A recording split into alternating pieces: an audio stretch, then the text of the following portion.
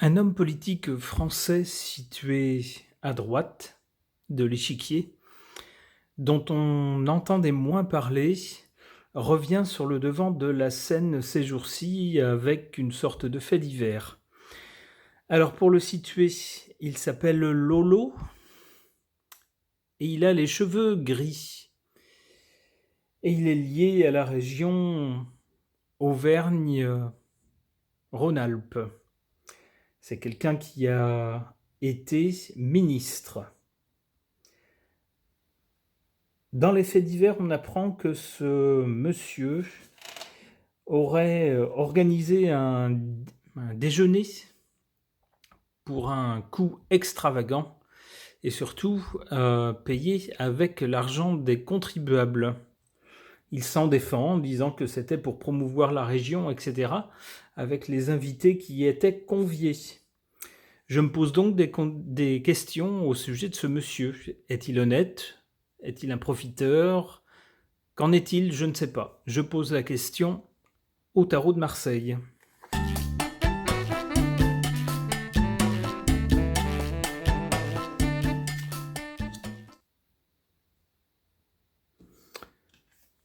Cette carte semble nous dire que pour le moment, il n'est pas libre d'agir comme il le voudrait. Il est contraint face à la polémique qui sort, au fait divers qui est rendu public. Il est contraint d'attendre et d'observer.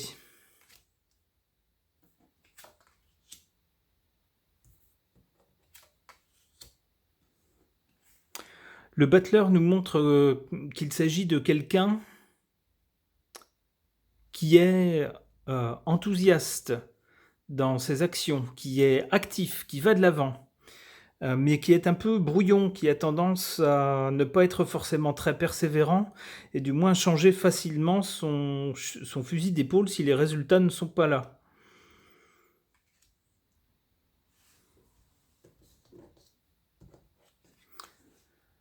Avec la tempérance, on a un peu l'impression d'une communication visant à apaiser les esprits, à arrondir les angles, mais qui travestit un peu la vérité.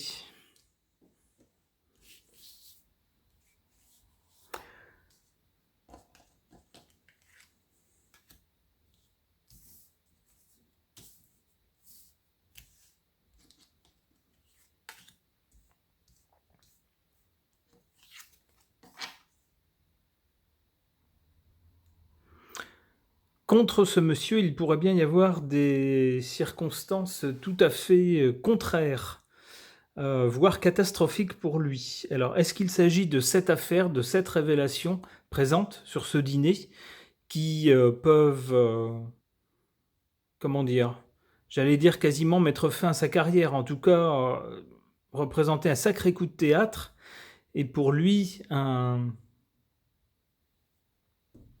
un gros problème par rapport à sa carrière politique, peut-être.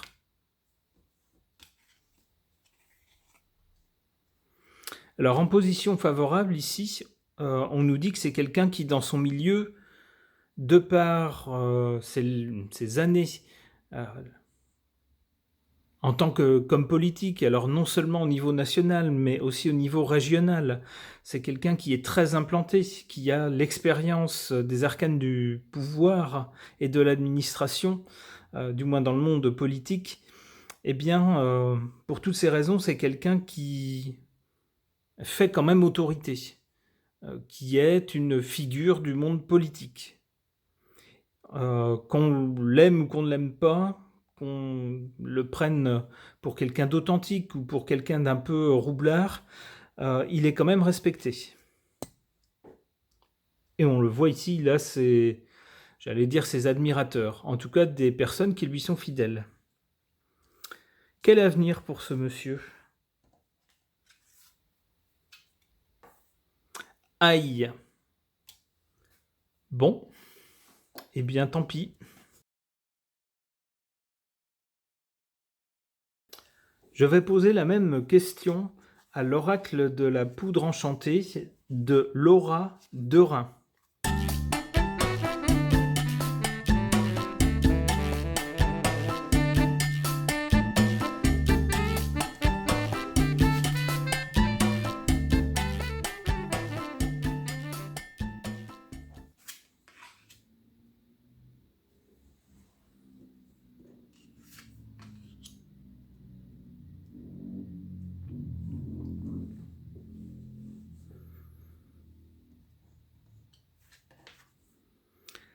Alors ici, on a une voiture plutôt moderne et à paillettes sur un paysage un peu de rêve.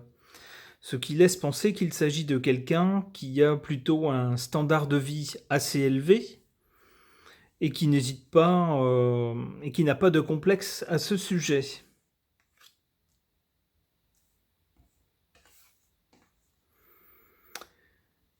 On a avec cette carte un œil vu de près qui pleure. Si on le regarde de loin, il n'est pas sûr qu'on remarque qu'il pleure.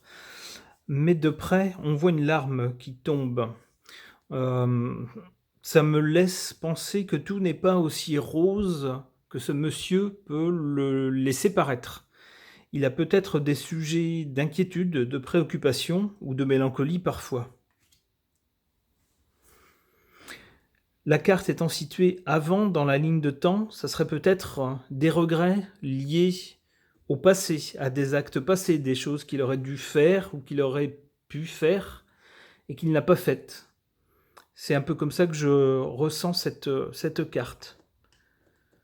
Côté avenir, on a deux dames qui semblent vivre la grande vie. Enfin, on les voit avec une serviette à paillettes sur la tête, des lunettes de soleil et en train de lire un magazine. Apparemment donc désœuvrées. L'une lit un magazine et l'autre est en train de boire, on ne sait pas, c'est une boisson, probablement une boisson chaude. Mais leur attitude laisse penser qu'elles sont plutôt désœuvrées. Donc on a une impression d'oisiveté.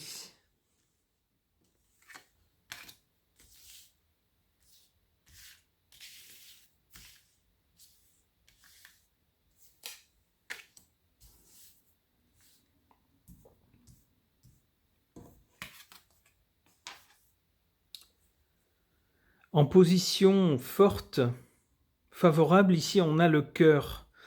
Ce qui laisse penser qu'il a quand même des gens, des soutiens, des gens qui lui sont fidèles, des gens qui l'apprécient, indépendamment de ses actes, de ses paroles et de son positionnement politique. Ici, en position défavorable, on a l'escalier. Alors l'escalier, ça fait immanquablement penser à quelqu'un qui cherche à grimper dans l'échelle sociale ou dans l'échelle du pouvoir.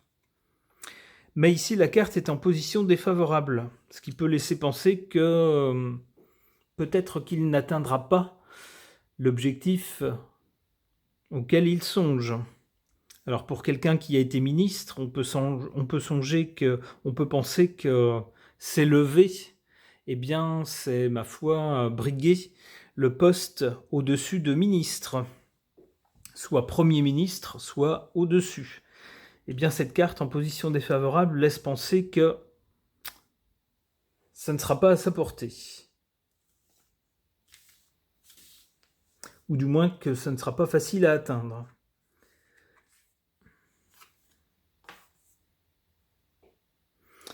Ici, on a un savon entre des mains, ce qui laisse penser que, de façon tout à fait imagée, il y a peut-être des choses pas très nettes dont il faudrait pouvoir se laver les mains à l'avenir. Est-ce que ce sont des affaires qui vont sortir ou est-ce que c'est l'affaire qui est déjà sortie? Qui sait? Ici, on a des porte-manteaux. Alors, les porte-manteaux, c'est pour des vêtements que l'on met sur soi. Alors ça me fait immanquablement penser à l'image d'un costume trop grand pour soi, de vêtements trop grands pour soi. C'est-à-dire qu'on se crée un personnage qu'on aimerait bien incarner, mais on n'en a pas forcément toujours les capacités. Et donc on dit dans ces cas-là qu'une personne a un costume qui est trop grand pour lui. C'est ce que ça me suggère pour l'avenir.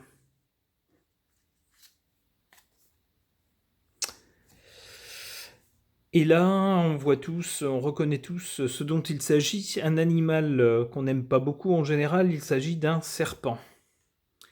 Alors, est-ce qu'il s'agit de lui? Je ne sais pas. Mais en tout cas, un serpent évoque immanquablement des ennemis tapis dans l'ombre qui attendent le bon moment pour frapper, qui attendent le bon moment pour se débarrasser d'une personne qui les gêne. Ok.